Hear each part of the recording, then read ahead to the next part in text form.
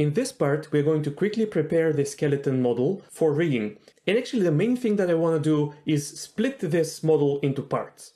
I'm going to go to edit mode. And as I said, my model here consists of connected meshes.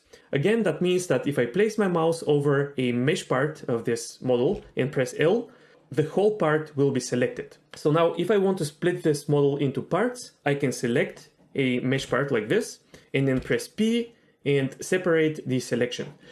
But actually, I think it will be faster to just select everything, press P, and separate by loose parts.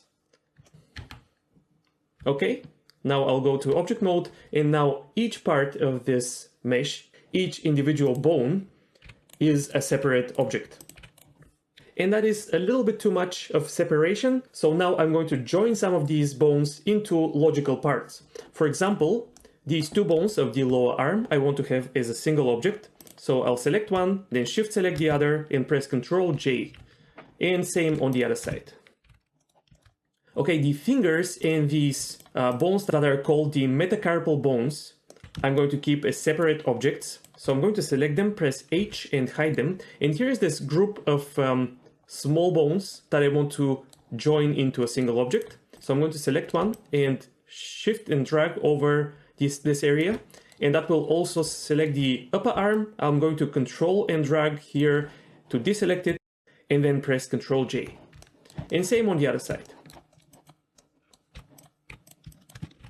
And then I'll press Alt H to unhide hidden objects. I'm going to join together the two bones of the lower leg on both sides. The kneecaps I'm going to keep separate, and later I'm going to try to figure out how they work and what to do about them. The feet I'm going to join into a single object, and later I may split some of the bones, so don't worry too much about this joining of the objects. It can be changed at any point and it won't be a problem. Blender is very flexible that way. So I'll hide this bone and then select one of the parts of the left leg, and then shift and box select the rest of the bones and Ctrl J and join them. Same on the other side. And Alt H to unhide. So now I can hide these arms and legs. I'm going to join the upper teeth to the skull, and then the lower teeth to the jaw. The clavicle is fine, I'm going to hide it. Scapula is fine. The pelvis is fine. So now from these remaining parts, I want to create three objects: spine, neck, and rib cage. So first I'm going to select one part of the rib cage, and then shift select over the other parts and also on the other side. And I'll also select this part, which is the sternum, and press Ctrl J and join them. And if I hide this part, I'll see that I haven't missed any bones. So now from the side view, these visually smaller bones are the neck bones. Actually, let's unhide the remaining objects, Alt H. And so, yeah, anything above the rib cage, I'm going to consider a neck bone.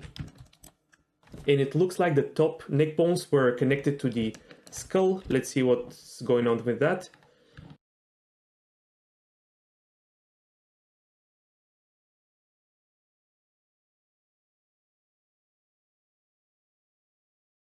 Okay, so now I've selected most of the polygons of the neck bones. So I'm going to press P and separate the selection.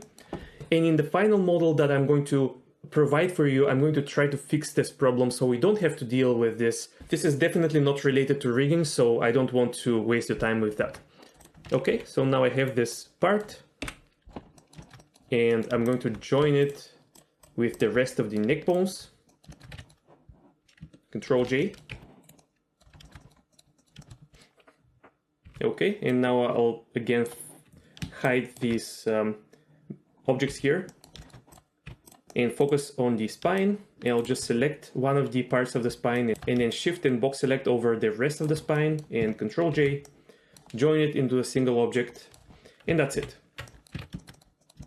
Now my skeleton is split into separate logical pieces. In the next couple of minutes of the video, I actually went ahead and named each object. which is generally a good practice.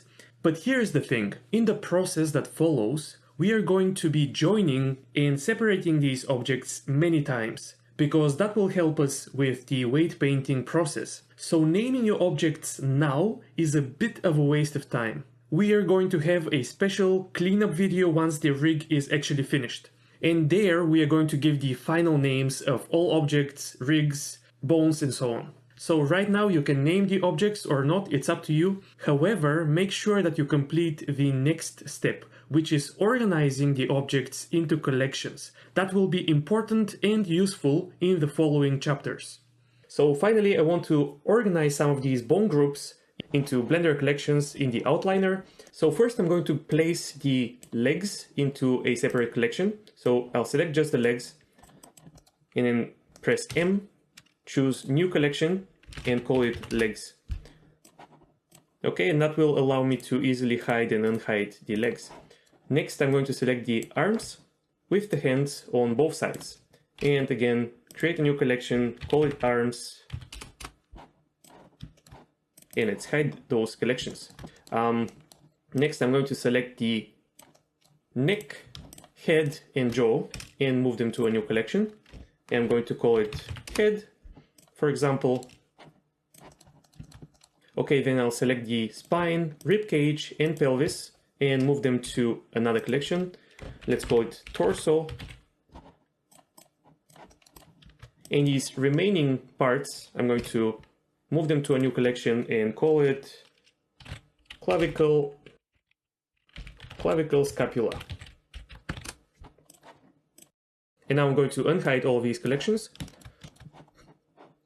Something that I like to do is from the filters, I like to enable disable in viewport and selectable.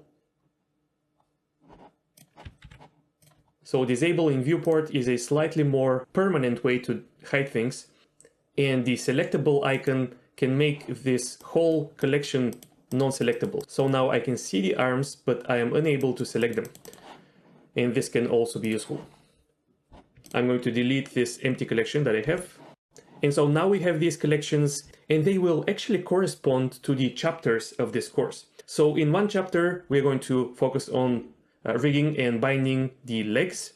In another chapter, we are going to focus on the arms, then probably next on the torso, and then on the clavicle, and then finally on the head. So being able to easily hide and unhide these collections will help us focus on a specific part of the mesh that we want to work on.